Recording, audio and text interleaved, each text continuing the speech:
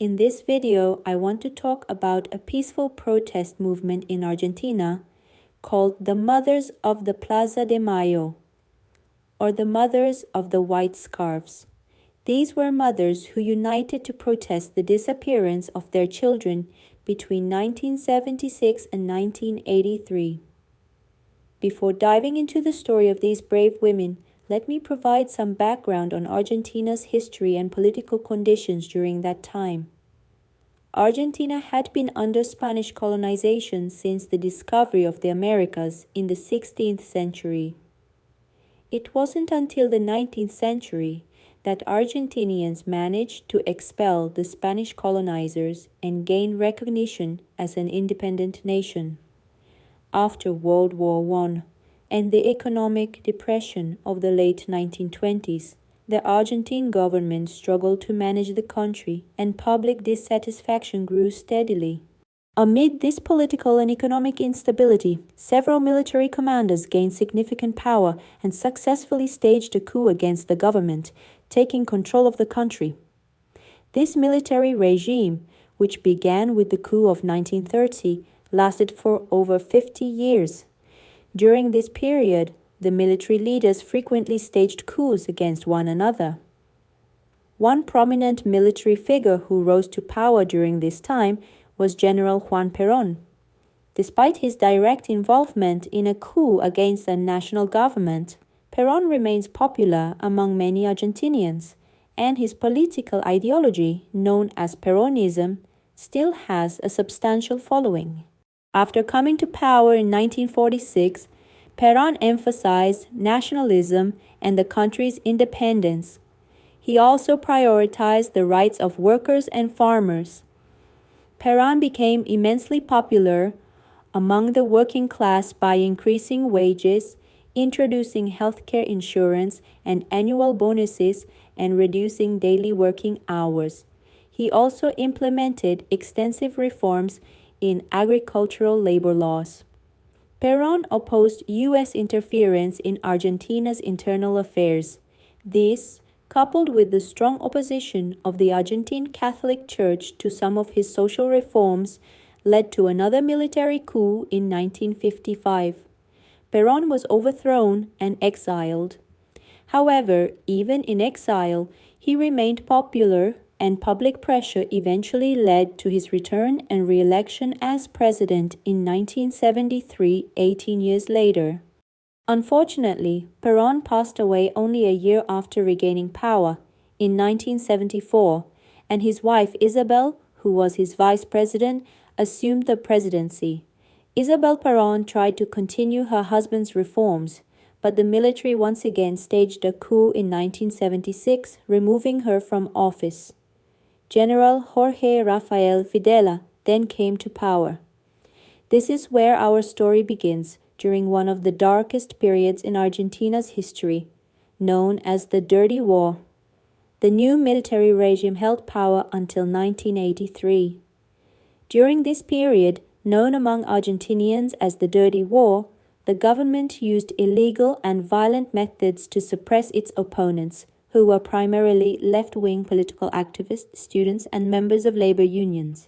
Besides imprisoning, torturing, and killing its opponents, the regime disappeared more than 30,000 people, branding them as subversives, agitators, or threats to national security. To conceal the true number of dissidents, the government secretly executed these individuals and refused to return their bodies to their families, leaving no trace of their political killings.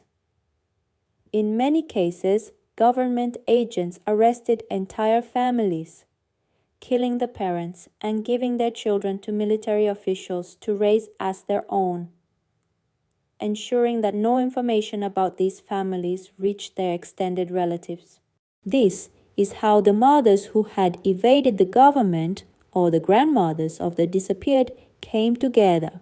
As they searched prisons, hospitals, and police stations for their missing children, they found each other and decided to raise their voices to demand justice and expose the truth to the world. On April 3, 1977, 14 of these courageous women decided to set aside their fear and take to the streets. They had nothing left to lose. To symbolize their unity, they agreed to wear white scarves and gathered around the famous Plaza de Mayo, the capital of Argentina, to march. This impactful act encouraged more mothers to find the courage to join them. These women, unarmed and empty-handed, were confronting a violent and heavily armed government. Despite their peaceful and entirely non-violent protests, the government couldn't tolerate even this simple act of dissent. Initially, they dispersed the gatherings and later arrested some of the women who played more significant roles. During their detention, a few of these mothers were tortured so severely that they died under the torture. Predictably, the government secretly abducted these women and refused to acknowledge their arrests or deaths. The deaths of these women did not instill fear in the remaining mothers, rather it strengthened their resolve to achieve their goals. The oppressive Argentine government had to answer their calls for justice. The mothers decided to meet every Thursday, wearing the same white scarves, together in the Plaza de Mayo and call out the names of their children. No matter how hard the government tried to suppress them, they grew stronger. When gatherings of more than 3 people were banned, they marched in pairs. When chanting slogans became dangerous, they remained silent, carrying signs with the names of their missing children. No matter what happened, the Thursday gatherings continued. Many of these women, despite their old age, even when confined to wheelchairs, participated in these weekly protests. Although most had lost hope of finding their children alive, and often didn't even have a body to bury, they continued their fight. Their goal was to seek justice and ensure those responsible for these crimes were held accountable. The dark period of dictatorship in Argentina lasted just over 7 years. The regime's crimes, combined with widespread corruption and inefficiency, led to massive public dissatisfaction. Eventually, in 1981, Videla, the feared dictator, was forced to resign. Between then and the end of military rule, in late 1983, 5 different military officials served as presidents. However, their inability to address the country's problems led to their quick removals. Finally, in 1983, this nightmare ended for the people of Argentina, and democracy was restored. However, the protests of the mothers of the Plaza de Mayo continued for many years, and they eventually achieved some of their goals. In 2010, Videla was sentenced to life imprisonment for murder, torture, and being a symbol of state terrorism.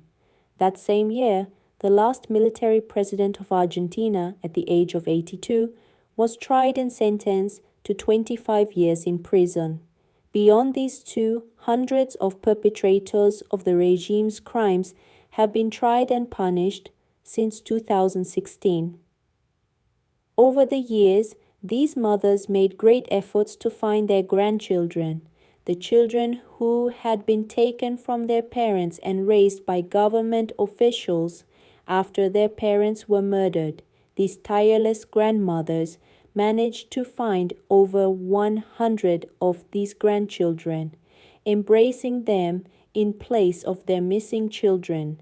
In November 2022, one of the group's leaders, Hebe de Bonafini, passed away at the age of 93. She had lost 2 of her sons during the dictatorship. She fought for justice as long as her strength allowed. Upon her passing, the Argentine government declared 3 days of national mourning. The mothers of the Plaza de Mayo have become a global symbol of the fight for human rights. During Argentina's darkest days, when the media couldn't dare report on the disappeared and people were too afraid to listen to the mothers' pleas, these women stood courageously against oppression, defending justice and demanding truth. May we hope for a day when no child loses their life for freedom and no mother grieves the loss of their free-spirited child.